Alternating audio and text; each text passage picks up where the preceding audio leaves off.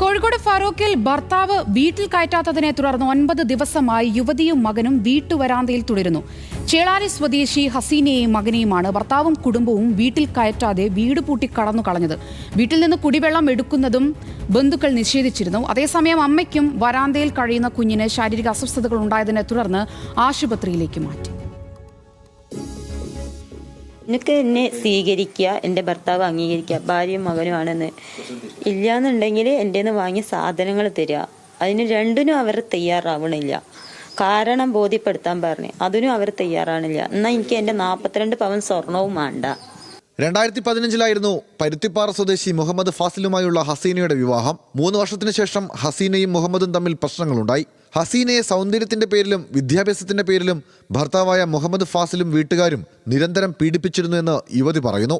2018 പെരുന്നാൾ ആഘോഷങ്ങൾക്കായി സ്വന്തം വീട്ടിലേക്ക് പോയ ഹസീനയെ പിന്നീട് ഭർത്താവ് തിരികെ കൂട്ടിക്കൊണ്ടുപോയിരുന്നില്ല.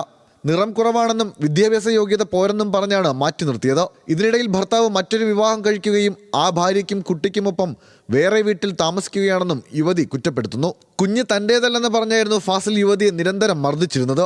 നാട്ടിലെ പ്രമുഖരും മഹല്ല് കമ്മിറ്റിയും ഇടപെട്ട് പ്രശ്നം പരിഹരിക്കാൻ ശ്രമിച്ചെങ്കിലും ഫലമുണ്ടായില്ല. ഹസീനയെ തലാക്ക് ചൊല്ലിയെന്നും ഇനി അവർക്കൊപ്പം ജീവിതം സാധ്യമല്ല എന്നുമാണ് ഫാസിലിന്റെ നിലപാട്.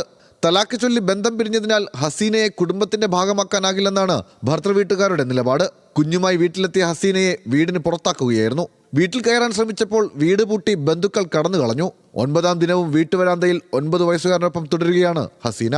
വീടിന്റെ വരാന്തയിൽ കഴിയുന്ന യുവതിക്കും മകനും പ്രാഥമിക കൃത്യങ്ങൾ നിർവഹിക്കാൻ പോലും ഭർത്തൃവീട്ടുകാർ തടസ്സം നിൽക്കുന്നുണ്ട്.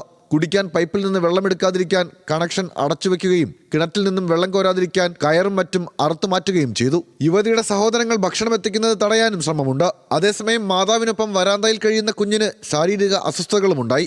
എനിക്ക് ശ്വാസം മുട്ടലാണ്, ആവി വലിക്കാനാണ് പറഞ്ഞത്. അത് കഴിഞ്ഞിട്ട് അവനെ കൊണ്ടുവരൂ.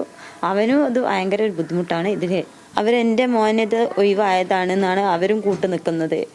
അവർക്ക് ഇനി എന്തായാലും വേണ്ടിയില്ല, എത്ര കാലം അവിടെ തുടരുമെന്നാണ് അവർ പറയുന്നത് ഈ സിറ്റൗട്ടിൽ.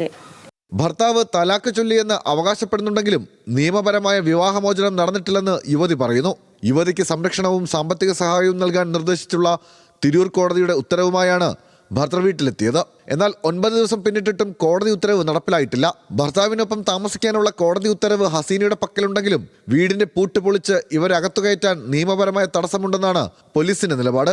തന്നെ സ്വീകരിക്കാൻ തയ്യാറല്ലെങ്കിൽ സ്ത്രീധനമായി നൽകിയ സ്വർണം തിരിച്ചു നൽകണമെന്ന് ഹസീന ആവശ്യപ്പെടുന്നു. സ്ത്രീധനമായി ഭർത്താവും വീട്ടുകാരും വാങ്ങിയ 50 പവൻ സ്വർണം തിരികെ നൽകുന്നതുവരെ വീട്ടുവരാന്തയിൽ തന്നെ തുടരാനാണ് ഹസീനയുടെ തീരുമാനം. ന്യൂസ് മലയാളം, കോഴിക്കോട്.